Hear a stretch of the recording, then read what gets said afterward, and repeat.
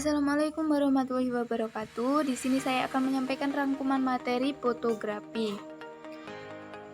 Sebelumnya perkenalkan dulu nama saya Tiara Murni. Saya dari kelas STT 6 dan dari jurusan Multimedia Broadcasting. Oke, next.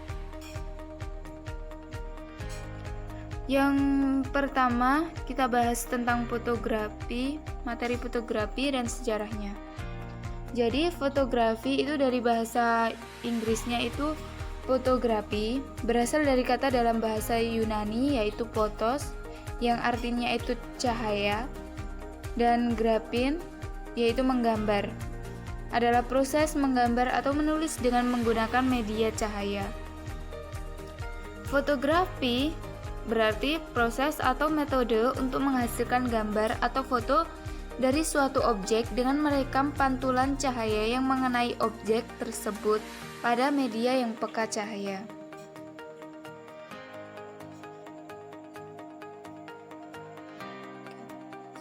Selanjutnya untuk sejarah fotografi. Sejarah fotografi ini dikenal kurang lebih 165 tahun yang lalu. Dalam buku The History of Photography karya Alma Davenport, bahwa fotografi ditemukan pada abad ke-5 oleh Moti. Dan Moti dia mengamati bahwa pada ruang yang gelap, yang dindingnya terdapat lubang kecil, dari lubang dinding tersebut akan terefleksi pemandangan yang ada di luar ruangan secara terbalik. Dan selanjutnya pada tahun 1826, Joseph Nipsey, seorang peneliti Perancis, menghasilkan sebuah foto berjudul View from Windows at Grasse. Nipsey membuat foto dengan melapisi pelat logam dengan senyawa buatannya. Pelat logam itu disinari dalam kamera obscura sampai 8 jam sampai tercipta gambar kabur dari puncak atap perkebunannya. Selanjutnya, pada tahun 1839, Louis Jacques Mondedaguerre menemukan pelat logam, kemudian dinyatakan sebagai tahun teknologi fotografi.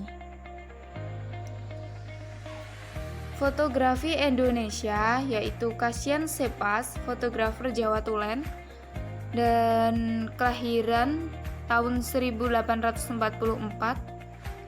Itu terlacak dari foto tertua pembuatannya pada tahun 1875.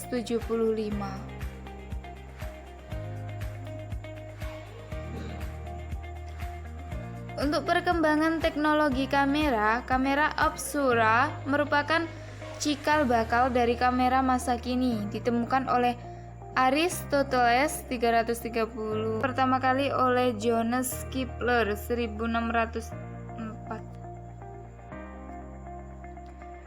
Kamera obscura itu merupakan cikal bakal ya dari kamera masa kini. Dikembangkan oleh Daguerre. Daguerreomania meledak di Eropa dan Amerika Serikat, di mana gambar permanen pada kaca dan logam menjadi populer. Meski Daguerre tipe populer, namun memiliki kelemahan, yakni hanya bisa membuat hanya satu gambar saja tanpa bisa diperbanyak.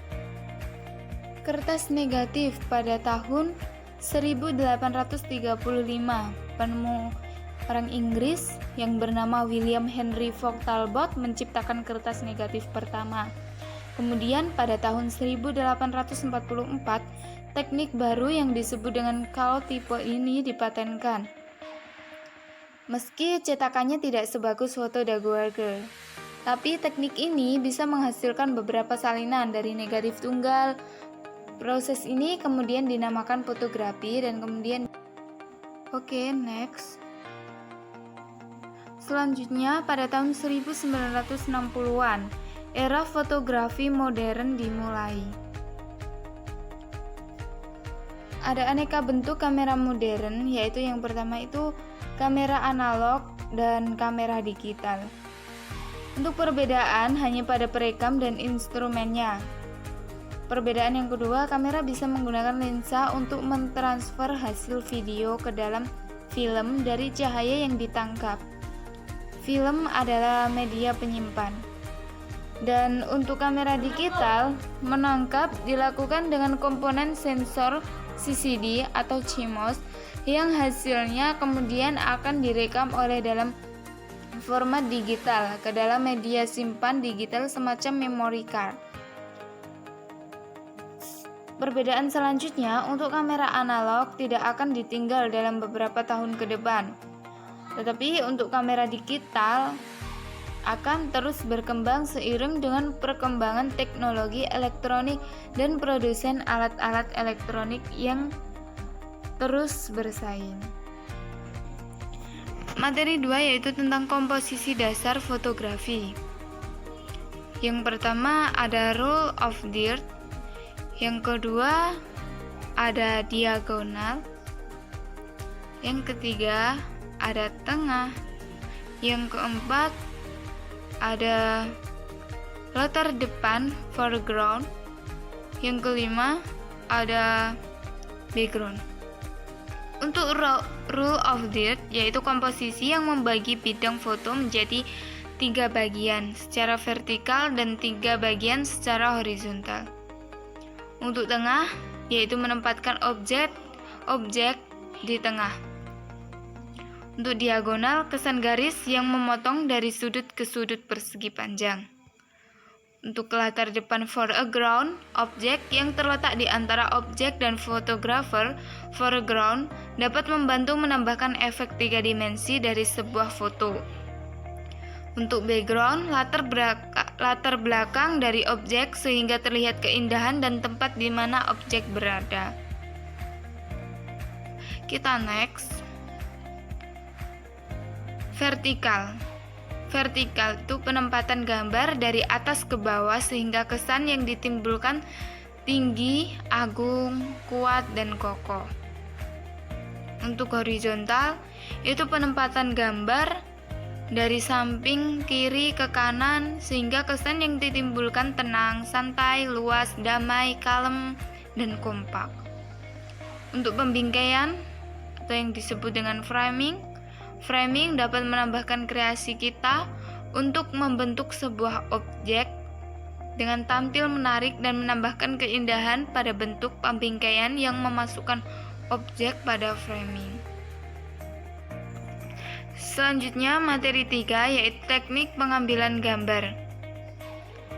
Yang pertama, teknik pengambilan gambar freeze atau levitasi yang disebut dengan teknik pemotretan untuk benda yang bergerak yang bisa dibekukan. Semakin cepat pergerakan benda tersebut, maka semakin besar angka speed shutter yang kita setting atau kita butuhkan. Selanjutnya, panning, yaitu teknik fotografi dengan menggerakkan kamera ke arah objek bersamaan dengan melepas tombol shutter atau rana dengan setting shutter speed 1/60 ke bawah sampai 1/8. Jelas dan kaburnya objek tergantung pada cepat atau lambatnya gerakan panning. Selanjutnya ada slow speed, yaitu pemotretan dengan dilakukan pada objek yang bergerak dengan shutter speed rendah, maka hasilnya gambar tampak kabur seakan-akan disapu, namun latar belakang masih jelas. Berikutnya ada bloop, yaitu teknik pemotretan dengan mengatur kecepatan rana sesuai dengan waktu yang diinginkan. Teknik ini digunakan dengan menekan tombol rana dengan lebih lama, bukan terkecil pada diafragma. Oke, next. Selanjutnya di jenis shoot field of view merupakan ukuran jarak antara lensa ke objek. Di sini ada silhouettes atau siluet, yaitu teknik pemotretan dengan menghilangkan detail objek utama dengan cara menggelapkannya. Kemudian ada long shoot, objek foto dipotret dengan jarak yang sangat jauh sehingga porsi background lebih banyak daripada objek. Kemudian ada mattering, yaitu proses untuk menentukan bagian mana dari frame yang akan diperhitungkan sebagai acuan cahaya yang akan direkam sensor kamera. Kemudian ada spot. Mattering spot biasanya digunakan untuk membuat foto siluet atau panggung. Kemudian ada medium long shot, yaitu pengambilan dari lutut hingga atas kepala. Kemudian ada extreme close up, yaitu objek foto diambil dalam jarak yang sangat dekat. Kemudian ada head shot atau big close up, foto diambil dengan batasan dari kepala sampai dagu. Kemudian ada close up, gambar diambil dari jarak dekat pundak ke atas kepala, hanya sebagian dari objek yang terlihat seperti hanya muka saja. Kemudian ada full shot, pengambilan dari atas kepala sampai kaki. Kemudian ada medium shot, pengambilan dari jarak sedang. Jika objeknya orang, maka yang terlihat hanya separuh badannya saja, dari perut atau pinggang ke atas. Oke, next. Selanjutnya, sudut pengambilan gambar angle. Sudut pengambilan foto yang menengah posisi kamera pada situasi tertentu dalam membidik objek, sehingga tercipta estetika gambar yang menarik dan dapat mempengaruhi emosi atau kesan psikologis yang berbeda.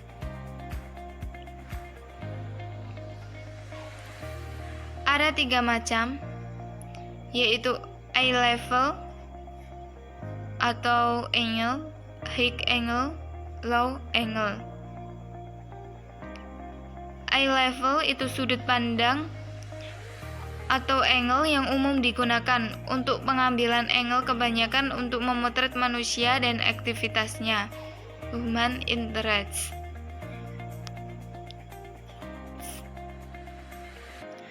Pada angle ini, lensa kamera itu dibidik sejajar dengan tinggi objek.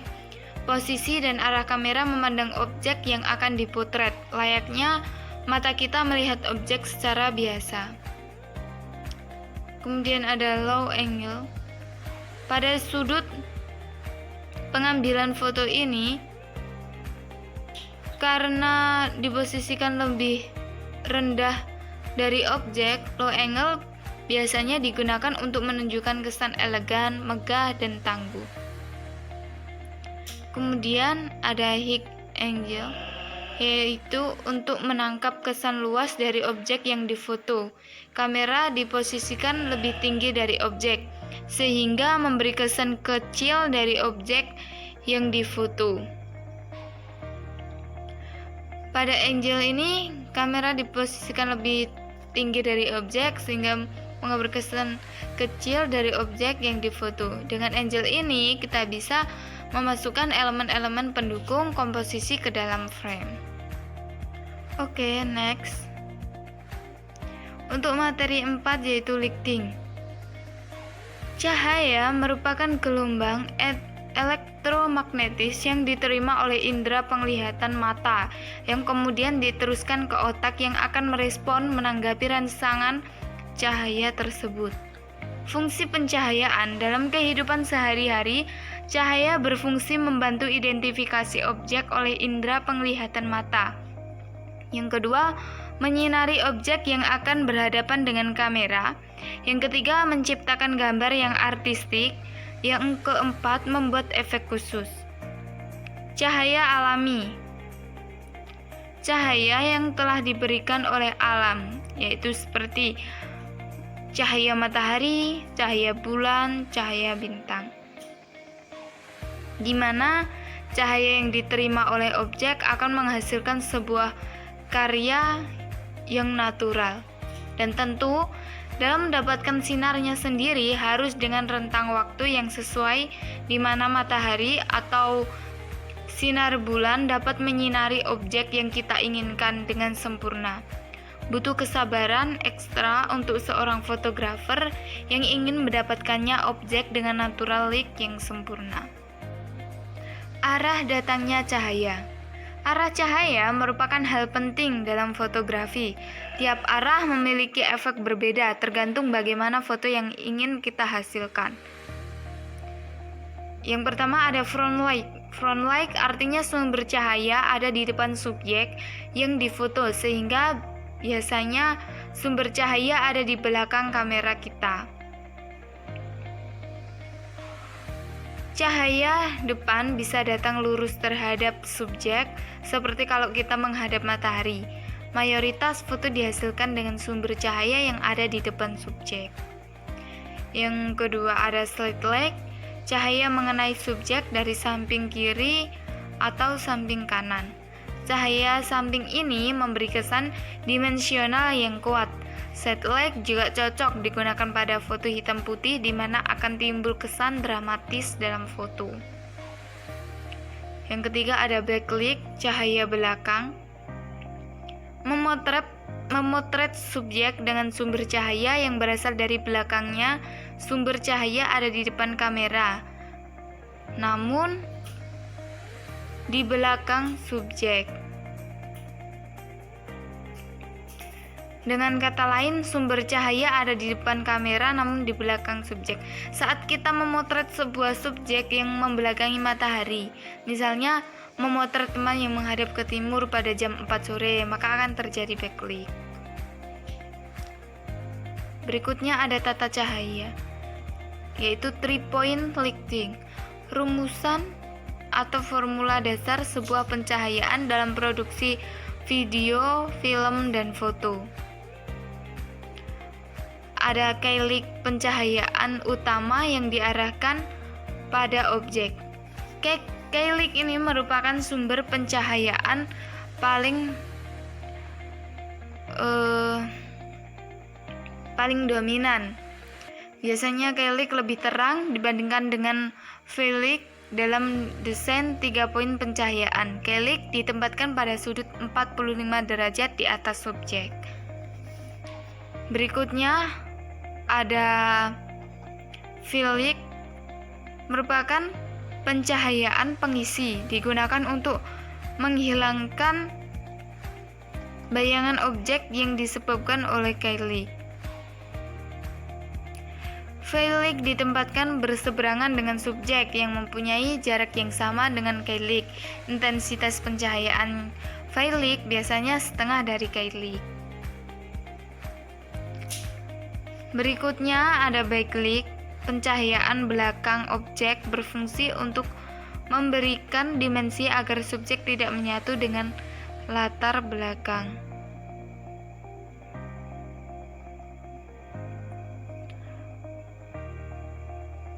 Pencahayaan ini diletakkan 45 derajat di belakang subjek. Intensitas pencahayaan backlight sangat tergantung dari pencahayaan keilik dan Velic, dan tentu saja tergantung pada subjeknya. Misal backlight untuk orang berambut pirang akan sedikit berbeda dengan pencahayaannya untuk orang dengan warna rambut hitam. Kemudian materi 7, yaitu fotografi refleksi. Refleksi atau foto pantulan lebih terfokus pada bagaimana cara membidik sebuah objek gambar untuk mendapatkan 3 dimensi sekaligus dalam satu frame foto. Berikutnya ada depth of field, fokus, dan sudut cahaya. Menyeimbangkan objek sehingga mata melihatnya lebih dekat dengan refleksinya dan mendukung efek pantulan untuk muncul. Sedangkan fokus sangat bergantung pada jarak antara objek dengan pantulannya. Kemudian ada teknik slow speed. Aspek pengandalan slow speed biasa menggunakan shutter speed lebih lambat dari biasanya, yaitu di atas 2 detik, yang berguna untuk memuluskan permukaan air. Oke, next. Materi yang terakhir yaitu komposisi foto simple instagramable. Golden triangle yang pertama. Golden triangle cocok digunakan untuk menyelaraskan bermacam objek dalam satu frame. Digunakan untuk foto flat lie dan foto produk. Contoh gambar ada di samping. Kemudian ada leading lines, digunakan saat nyetrit atau memotret alam alias landscape dengan memanfaatkan garis dari objek sekitar yang berfungsi untuk mengantarkan ke objek utama. Untuk clear space, untuk menunjukkan suasana dan interaksi dengan alam sekitar. Oke. Next. Thank you. Demikian yang dapat saya sampaikan, kurang lebihnya mohon maaf. Wassalamualaikum warahmatullahi wabarakatuh.